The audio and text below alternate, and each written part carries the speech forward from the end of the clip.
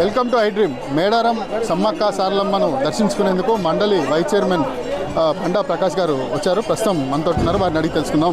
ఎట్లా ఉన్నాయి సార్ ఏర్పాట్లు? ఇక్కడ దర్శించుకోవడానికి వచ్చారు, ఎట్లా ఉన్నాయి సార్ ఏర్పాట్లు? బాగానే ఉన్నాయి. ఇంకా జాతర పూర్తి స్థాయిలో మొదటి కాలే కాబట్టి మొన్ననే అధికారులను సెక్టార్ వారీగా విభజించి ఇచ్చినారు. బహుశా ఈ 1-2 డేస్లో అన్ని ఆర్డర్లకు వస్తాయి. ఇప్పటికే చాలా పకడ్బందీ ఏర్పాట్లు అయితే చేసే క్రమం కనబడుతుంది.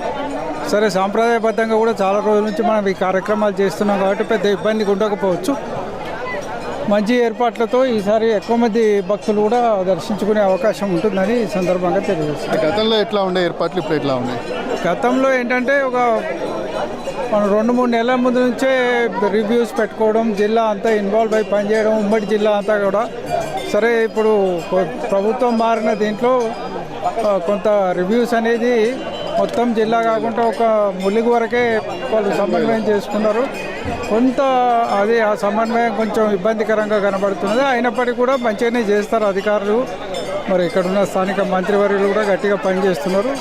తప్పనిసరిగా మంచి జరుగుతుందని ఆశిద్దాం. అయితే ఈసారి కొత్తగా ఒక కొత్త సాంప్రదాయానికి తెరదీసినది మేడారం సమ్మక్క సారలమ్మ జాతరలో ఆన్లైన్ ద్వారా మొక్కులు చెల్లించుకునేటువంటి అది సాంప్రదాయానికి విరుద్ధమని పూజారులు అంటున్నారు. మీరేమంటారు?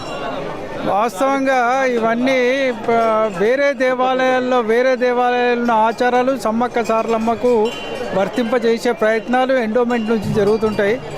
వాళ్ళు ఎక్కడి స్థానికపరమైన ఆచారాలని అక్కడనే చేయాలి తప్ప దాన్ని చేయకూడదు. వాస్తవంగా ఇప్పటికే ఇక్కడ ఎన్విరాన్మెంట్ కానీ మిగతా అంశాలు కానీ చాలా పొల్యూట్ అయినాయి. మనకు ఇది ఒక టూరిజం ఎండోమెంట్ లాగా దాదాపు జరుగుతున్న నేపథ్యం కూడా ఎండోమెంట్ టూరిజం లాగా అవుతున్నది. అట్లా కాకుండా బేసిక్గా సమ్మక్క సారక్కల సాంప్రదాయాన్ని మాత్రం పూర్తి స్థాయిలో గౌరవించాల్సిన అవసరం అయితే ఉంది. అంటే వెనుకట చాలా వరకు మాత్రం 2 సంవత్సరాల కోసం జరుగుతూ ఉండే, ఎడ్ల బండ్ల మీద ఇట్లా వస్తూ ఉండే, అంటే ఏర్పాట్లు తాత్కాలికంగా ఉండే. రాను రాను పెరిగిపోతూ ఉంది. ఇక్కడ సమ్మక్క సారలమ్మకు ఒక 2 సంవత్సరాలు కాకుండా రెగ్యులర్గా వచ్చిపోతూ ఉన్నారు జనాలు. కానీ తాత్కాలికమైనటువంటి ఏర్పాట్లే చేస్తూ ఉన్నారు, కానీ పూర్తి స్థాయిలో ఏర్పాట్లు ఏ ప్రభుత్వం కూడా చేయట్లేదు. దీనిపై మీరేమంటారు? ఇప్పటిదాకా జరుగుతున్న పరిణామ క్రమాన్ని పరిశీలించి చూస్తే సమ్మక్క సారక్కల్ని 2 ఏళ్ళకు ఒక్కసారి చూడాలనే సాంప్రదాయం పోయింది. అది ఎక్కడ మంచి జరిగినా, ఏడ కుటుంబంలో కష్టం వచ్చినా, ఇబ్బంది వచ్చినా మొక్కుకుంటున్నారు. ఎప్పటికప్పుడు వచ్చి ఇక్కడ కార్యక్రమాలు చేసి వెళ్తున్నారు. కాబట్టి ఈ స్థానిక ఆదివాసీలకు ఇబ్బంది కాకుండా, స్థానిక వాతావరణాన్ని చెడగొట్టకుండా కొంచెం దూర ప్రాంతాలనైనా పర్మనెంట్ అకామిడేషన్స్ చేయాల్సిన అవసరం ఉంది. పర్మనెంట్ ఫెసిలిటీస్ క్రియేట్ చేయాల్సిన అవసరం ఉంది. అది చేయడం వల్ల స్థానిక వాటిని కూడా పరిగణలోకి తీసుకురావాల్సిన అవసరం ఉంది. అయితే ఆలయానికి సంబంధించినటువంటి సాంప్రదాయాలను గతంతో పోలిస్తే ఇప్పుడు కొద్దిగా కొత్త సాంప్రదాయానికి తెరదీస్తున్నారు.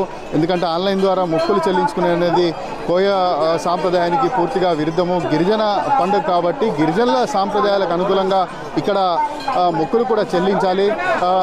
అంటే ప్రతి 2 సంవత్సరాలకు ఒకసారి వచ్చేది కనుక, గతంలో ప్రతి 2 సంవత్సరాలకు ఒకసారి కనుక మీ జాతర నిర్వహిస్తుండే. ఇప్పుడు ప్రతి రోజు కూడా వచ్చిపోతూ ఉంటారు కనుక తాత్కాలికమైన ఏర్పాటు కాకుండా పూర్తి స్థాయిలో ఏర్పాట్లు చేయాలి.